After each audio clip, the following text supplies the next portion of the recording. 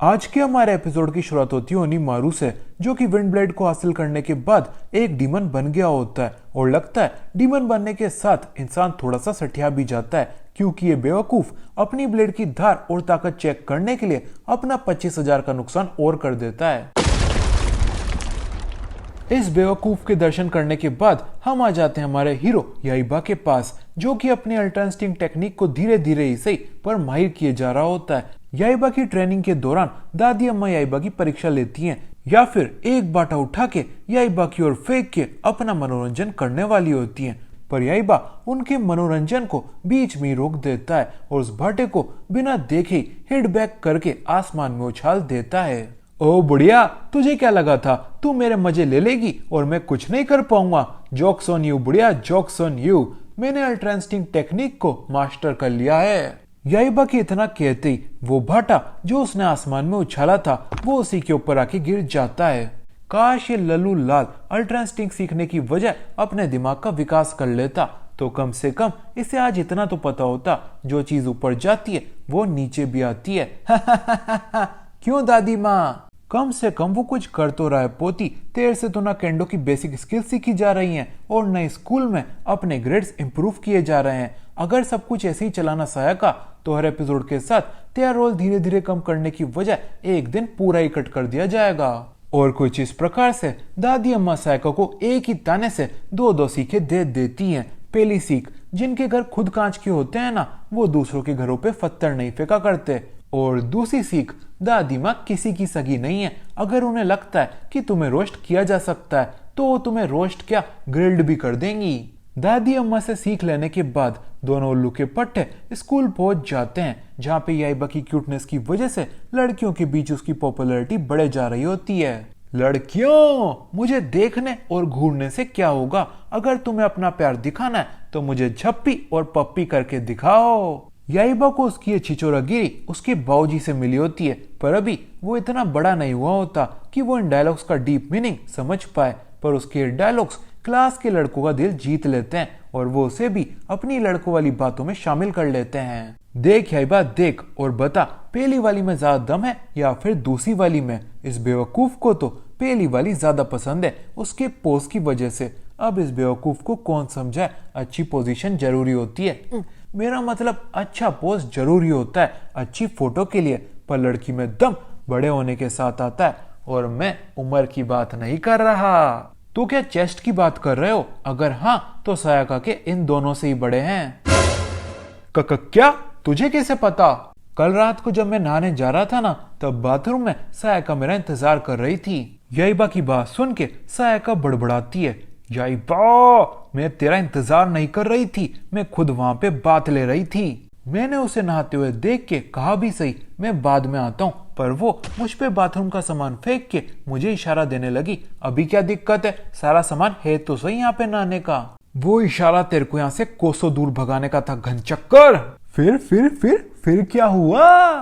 फिर मुझे जाकिर भाई की बात याद आ गई। वो बुलाती है पर जाने का नहीं, अपन एक सख्त लोंडे, इसी वजह से मैं अपने रूम में लौट आया। याइबा की कहानी सुन के सायाका एक छड़ी उठा लेती है और याइबा को उसकी award winning story telling skills के लिए उसको अवार्ड देने ही वाली होती है कि उतने में यहाँ पे स्कूल के बाहर ओनीमारू आ जाता है। ओनीमारू, ये क्या देख रहा हूँ मैं?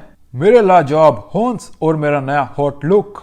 तेरे सर पे फाइनली कुछ उगाया। याइबा नीचे आ और मेरे से मुकाबला कर। और कुछ इस प्रकार से ओनीमारू और याइबा के बीच इस एपिसोड में भी लड़ाई शुरू हो जाती है। याइबा हर बार की तरह इस मुकाबले में भी पहला वार करता है, पर उसे बड़ी जल्दी रियलाइज हो जाता है, लिटरली कुछ सेकंड्स में ही, कि ओनीमारू के पास लकड़ी की नहीं एक असली तलवार है। ओनीमारू जानवर, तेने मुझे पहले क्यों नहीं बताया कि तेरे पास असली की तलवार है? तेने पूछा ही नहीं, तो अब पूछ लेता हूँ, क्या तेरी सटक गई है? याइबा की बात का जवाब ओनीमारू अपनी तलवार से देता है। याइबा जैसे तैसे करके ओनीमारू के अटैक्स को डॉज करता है और बचते बचाते अपने लिए एक मेटल रोड का इंतजाम करता है। अब होगा ना अपने बीच बराबरी का मुकाबला ओनीमारू। अपने बीच बराबरी का मुकाबला कभी हो ही नहीं सकता है गुटिये, क्योंकि तू मुझसे आधी हाइट का है और मेरी तलवार के दर्शन करने के बाद तू अपनी इस हाइट से भी और आधी हाइट का हो जाएगा, अर्थात तेरे टुकड़े टुकड़े हो जाएंगे। ओनीमारू की बात याइबा सीरियसली लेता है क्योंकि ऊपर वाले ने बिल्ली की तरह उसको 7 जन्म नहीं दिए होते और फिर वो अपनी अल्ट्रा इंस्टिंक्ट टेक्निक का इस्तेमाल करता है। याइबा को आंखें बंद करते हुए देख ओनीमारू समझ बैठता है याइबा ने हार मान ली और वो रेडी है अपनी हार का भुगतान करने के लिए, अर्थात अपने 2 टुकड़े करवाने के लिए। और फिर ओनीमारू अपनी ब्लेड की चमचमाती धार पहली बार किसी इंसान पे टेस्ट करता है, पर याइबा ओनीमारू के वार को अपनी टेक्निक की मदद से रोक देता है। और फिर ओनीमारू को भी रियलाइज हो जाता है कि याइबा प्राचीन टेक्निक अल्ट्रा इंस्टिंक्ट का इस्तेमाल कर रहा है। फिर वो याइबा की स्किल्स चेक करने के लिए उस पर नॉन स्टॉप वार करता है। पर यह बात तो हमें पावर ऑफ टूर्नामेंट के मुकाबले में ही पता चल गई थी। गोकू तक को अल्ट्रा इंस्टिंक्ट ढंग से इस्तेमाल करने के लिए 3 ट्राई लगे थे, तो फिर याइबा कौन से खेत की मूली था।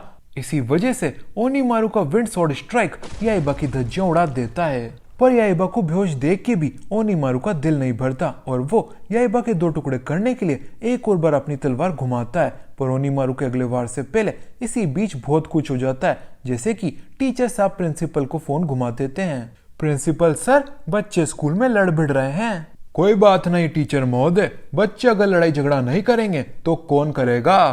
पर प्रिंसिपल सर, ये अपनी लड़ाई में आपके स्कूल की प्रॉपर्टी भी तोड़ रहे हैं। क्या? तो रोके ना उनको घोचू, मेरे दिवालिया होने का इंतजार कर रहा है क्या? पर सर, इनकी लड़ाई बड़ी ही खौफनाक है और आप मुझे इतनी तनख्वाह नहीं देते हो कि उसके चक्कर में मैं अपनी जान जोखिम में लगा दूं। डरपोक, कायर, बुजदिल, जान छोड़, तेने अपनी नौकरी दांव पे लगा दी है। फुटपाथ पे रहने के लिए तैयार हो जा, क्योंकि अब 6,000 रुपए महीना पगार भी तुझे नसीब नहीं होगी। सर! इसी बीच सायाका भी ओनीमारू की तरफ देख के चिल्लाती है, रुक जा ओनीमारू, तेने याइबा को हरा दिया है और साथ ही साथ अपने गंजे सर पे भी कुछ उगा लिया है। अब किस बात का क्रोध बचा है तुझ में?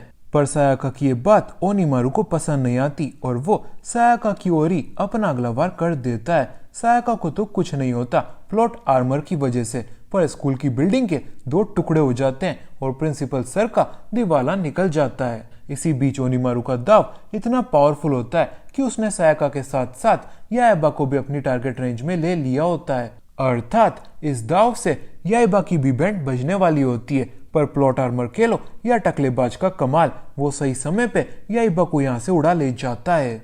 अपनी हार के बाद याइबा की आंखों से नॉन स्टॉप पानी बहने लगता है, जैसे कि उसकी आंखों में एक्वा गार्ड लगा हो। याइबा को दुखी देख के उसके सभी पलटन भी दुखी हो जाते हैं, पर उनके समझ नहीं आ रहा होता कि वो याइबा का दुख कम करने के लिए करें तो करें क्या। कि तभी एंट्री होती है याइबा के नशेड़ी बाप की, जो कि उसे बताता है उसके ओपोनेंट ओनीमारू ने उसे धोने के लिए फूजिन केन का इस्तेमाल किया है। फूजिन केन एक लेजेंडरी स्वॉर्ड है जो कि विंड स्वॉर्ड और स्वॉर्ड ऑफ विंड नाम से भी जानी जाती है, क्योंकि वो अपने यूजर को विंड से रिलेटेड बेशुमार पावर दे देती है और उसको हराने का सिर्फ एक ही तरीका है, राइजेन केन। राइजेन केन भी फूजिन केन की तरह एक लेजेंडरी स्वॉर्ड है जो कि थंडर स्वॉर्ड और स्वॉर्ड ऑफ थंडर नाम से जानी जाती है, क्योंकि वो अपने यूजर को थंडर से रिलेटेड पावर दे देती है। बाऊजी की कहानी सुन के याइबा अपने बाऊजी से थंडर स्वॉर्ड का पता पूछता है, जिसका खुलासा करने के लिए बाऊजी साफ इनकार कर देते हैं, क्योंकि पहला कारण तो वो स्वॉर्ड बहुत ही डेंजरस होती है और बच्चों को डेंजरस चीजों से दूर रखा जाता है, ना कि उनके पास। आपने मुझे गोरिल्ला से लड़ने के लिए अकेला छोड़ दिया था पापा, आपने मुझे एनाकोंडा से लड़ने के लिए अकेला छोड़ दिया था और अब आप मेरी सेफ्टी की बातें कर रहे हो। याइबा, तू कितना भी सही हो पर बड़ों को ऐसे बीच में टोका नहीं करते बेटा। मैं जिंदगी में पहली बार तो कुछ सही कहने जा रहा था, पर कोई ना, मैं तुझे थंडर स्वॉर्ड का पता दे देता हूँ, वो तुझे माउंट टेंगू में मिलेगी। कैसे बाप हो आप, बच्चे की एक बार जिद करती आपने उसकी फरमाइश मान ली, तू हो आप तो बाप के नाम पे। सायका बेटा, ये जो मैंने अभी किया ना, ये बैड पेरेंटिंग नहीं है, नशे में की हुई गलती है। जैसे कि तेरी बात से नाराज होके मैं अभी तेरे दोनों गालों पे दे चपाट लगा देता हूँ, तो वो डोमेस्टिक वायलेंस या चाइल्ड अब्यूज नहीं कहलाएगा, नशे में की हुई गलती कहलाएगी, समझी क्या? केंजुरो की बात का तो पता नहीं, पर सायका ये जरूर समझ जाती है कि बेवड़ों के बीच नहीं बैठना चाहिए, क्योंकि वो सही लोग नहीं होते। अगली सुबह याइबा सायका का अपहरण करके उसे अपने साथ माउंट टेंगू ले जाता है, क्योंकि उसे एक नेविगेटर की जरूरत होती है। याइबा, तुझे माउंट टेंगू का रास्ता नहीं पता, इसका ये मतलब थोड़ी है कि तू वहां पहुंचने के लिए एक क्यूट सी प्यारी सी सुंदर सी लड़की का अपहरण कर लेगा। बिल्कुल सही कहा तेने सायका, इसलिए तो मैंने एक सोती हुई आलसी लड़की का अपहरण किया है जो कि स्कूल जाने से मात्र 5 मिनट पहले उठती है और बिना नहाए धोए सिर्फ हाथ मुंह धो के स्कूल निकल जाती है। याइबा की बात सुन के सायका समझ जाती है इससे वो बातों में तो नहीं जीतनी। फिर आखिर में हार मान के वो याइबा के साथ अपने पहले एडवेंचर के लिए तैयार हो जाती है। माउंट टेंगू चढ़ते चढ़ते इन दोनों को भूख लग जाती है, जिस वजह से याइबा एक सुअर को उसकी जिंदगी का सबसे महत्वपूर्ण काम दे देता है, भूखे का पेट भरने का। ये सभी बैठ के नाश्ता कर ही रहे होते हैं कि उतने में इनके ऊपर से कुछ खजूर गिरते हैं, जिसकी वजह से याइबा और सायका का ध्यान थोड़ी देर के लिए भटक जाता है और उतने में ही यहाँ पे एक बुढ़ा आके इनके खाने को उड़ा ले जाता है। भूखे शेरू, तू सारा खाना अकेले ही चट कर गया, वो भी 1 मिनट के अंदर ही। तू भूल तो नहीं गया ना, मेरा फ्रेंड बनने से पहले मैं तुझे अपना भोजन बनाने वाला था। मेरे मालिक, मेरे आका, मेरे काका, मुझे प्लीज बख्श दो, बख्श दो, बख्श दो, मैंने नहीं खाया आपका खाना। शेरू के इतना कहते ही इनके ऊपर से सुअर की हड्डियां गिरती है जो कि बता रही होती है इनका खाना इस बुढ़े ने खाया है। मैं बुढ़ा नहीं, मियाँ मोटो हूँ। तो आप ही वो बुढ़े हैं जिनके पास राइजन किन है। बेटा, क्या तुम्हारे बाबूजी ने तुम्हें बड़ों की रिस्पेक्ट करना नहीं सिखाया? सिखाया है ना, मुझसे गलती हो गई, मुझे माफ कर दीजिए। अब से मैं आपसे तमीज से बात करूंगी। हमें थंडर स्वॉर्ड दे दीजिए बुढ़े जी। वाक्य में जी लगाने से रेस्पेक्ट नहीं आ जाती, पर बढ़ती उम्र के साथ मौत जरूर आ जाती है। बुढ़े, थंडर स्वॉर्ड कहाँ है? जल्दी से बता दे, उसे भी क्या अपने साथ कब्र में लेके जाएगा? याइबा की ये बात सुन के बुढ़ा नाराज हो जाता है और याइबा को एक चैलेंज ऑफर करता है। इस घर में ढेर सारे जाल बिछे हुए हैं, अगर तैने उन सबको पार करके मेरा चैलेंज कंप्लीट कर दिया तो मैं तुझे थंडर स्वॉर्ड का पता बता दूंगा। बुढ़े की बात याइबा मंजूर करने वाला होता है कि उतने में सायका की नजर थंडर स्वॉर्ड पे पड़ जाती है जो कि घर के बाजू में जमीन में गड़ी होती है। ये देख के याइबा अब बुढ़े को मुंह तक लगाना जरूरी नहीं समझता और उसको इग्नोर करता हुआ स्वॉर्ड देख के उसकी ओर भाग जाता है। सबसे पहले स्वॉर्ड को छूती है सायका, क्योंकि उसको घर जाने की सबसे ज्यादा जल्दी होती है, पर उसके स्वॉर्ड को छूते ही आसमान से एक बिजली टपकती है और उसको भून के रख देती है। बेवकूफ लड़की, वो थंडर स्वॉर्ड है, तेरी कोई बारबी डॉल नहीं। जब तेरे जैसे छोटे दिमाग के घन चक्कर लोग इसे छूते हैं ना तो ये उन्हें सेक के रख देती है। क्या कहा तेने बुढ़े? मैंने नहीं, ऐसा स्वॉर्ड ने कहा बेटा। और कुछ इस प्रकार से बुढ़ा अपने शांति भरे जीवन के लिए अपनी ही बात से पलट जाता है। इसी बीच याइबा भी थंडर स्वॉर्ड पे अपना हाथ ट्राई करने वाला होता है। टेंगू, हाथ फेरने से थंडर स्वॉर्ड बाहर निकल आती तो मैं इसको कब का बाहर निकाल चुका होता। जब मेरे जैसा महान आदमी इस स्वॉर्ड को बाहर नहीं निकाल पाया तो तू कहां से निकाल लेगा? झटका खाने के लिए तैयार हो जा। 1 2 3। बुढ़े के 3 कहते ही याइबा थंडर स्वॉर्ड को बाहर निकाल लेता है और बुढ़े की महानता पे क्वेश्चन मार्क लगा देता है, जिसके बाद बुढ़े के कानों में ये गाना बजने लगता है। ये क्या से क्या हो गया, इसके आगे का गाऊंगा तो कॉपीराइट स्ट्राइक आ जाएगी, इसलिए अपने आप ही समझ लो। पर रही बात इस स्वॉर्ड को विल्ड करने की तो वो याइबा ढंग से नहीं कर पाता, क्योंकि ये स्वॉर्ड काफी ज्यादा भारी होती है और याइबा जब इस स्वॉर्ड की पावर को अनलीश करने जाता है तो वो भी ओनीमारू की तरह एक राक्षस बन जाता है और अपने ही दोस्तों पे वार कर बैठता है। पर सायका की किस्मत अच्छी होती है और उसके डीप फ्राइड होने से पहले उसे बुढ़ा बचा लेता है और तो और याइबा की कनपट्टी पे एक टिका के उसे भी शांत कर देता है। याइबा को हराने के बाद बुढ़ा उस पे पानी की बाल्टी डाल के उसे होश में लाता है और उसे बताता है थंडर स्वॉर्ड को यूज करने वाले यूजर के 2 परिणाम हो सकते हैं। पहला, या तो वो अपनी बहादुरी से थंडर स्वॉर्ड की पावर्स को कंट्रोल कर लेता है, या दूसरा तलवार की ताकत के आगे हार जाता है और एक राक्षस / डीमन बन जाता है। पर ओनीमारू में तो बहादुरी कूट कूट के भरी थी। अगर उसे खुद की किसी चीज को लेके सेल्फ डाउट हो सकता है तो वो है उसके गंजेपने को लेके। बाकी तो वो लोंडा फुल कॉन्फिडेंस, फुल एटीट्यूड से भरा पड़ा था। उसमें इतना एटीट्यूड था कि उसने स्कूल की सबसे सुंदर लड़की यानी कि मुझ पे आज तक कभी लाइन भी नहीं मारी। फिर वो कैसे डीमन बन गया विंड स्वॉर्ड को विल्ड करने के बाद? बता बुढ़े, या तुझे भी नहीं पता और तेरा ज्ञान अधूरा है और तू अपने अधकचरे ज्ञान के बल पे अंधों में काना राजा बनना चाहता है। बेटा, मैं जानता हूँ कि लड़कियों की जबान तेज और तीखी होती है, पर थोड़ा तो काबू रख अपने मुंह पे, कहीं मुझे बचे कुछ एपिसोड के लिए ही तेरे मुंह पे डक्ट टेप ना लगानी पड़े।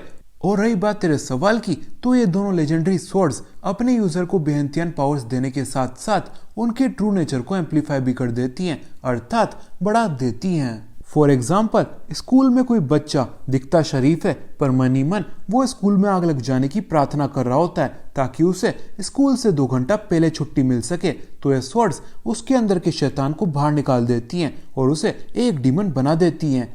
और अगर कोई बंदा सही में साफ दिल का है और उसमें स्वॉर्ड्स की पावर को कंट्रोल करने का जज्बा है, तो वो बिना स्वॉर्ड्स के कंट्रोल में आए खुद उनकी पावर्स को यूज कर सकता है। सिंपल, समझी क्या? हाँ बिल्कुल समझ गई, पर यह नहीं कुछ और कि मेरे स्कूल में फेलिंग ग्रेड्स हमेशा क्यों आते हैं, क्योंकि मैं 2 लाइन से बड़ा वाक्य समझना छोड़ो उसे सुनने में भी सक्षम नहीं हूँ। अर्थात बुढ़े की बात सुन के सायक हार मान लेती है क्योंकि उसका ब्रेन इतना सब कुछ एक बारी में प्रोसेस नहीं कर पा रहा होता। पर यही बात वो हार मानने के नहीं, थंडर स्वॉर्ड को अपने कंट्रोल में लेने के मूड में होता है, पर उसकी ये जर्नी इतनी आसान नहीं होने वाली होती क्योंकि इसी बीच राइजन किन के बारे में ओनीमारू को भी पता चल गया होता है और वो और पावर्स के लिए इस स्वॉर्ड को भी हथियाना चाहता है। #लालची ओनीमारू। अब राइजिन किन की पावर्स किसके भविष्य में लिखी हैं वो तो हमें अगले एपिसोड में जानने को मिलेगा, जिसके लिए एक लाइक, कमेंट और शेयर तो बनता ही है ना। इसलिए वेले मत बैठे रहो और थोड़े हाथ पांव चला के तीनों काम कर दो। Bye bye.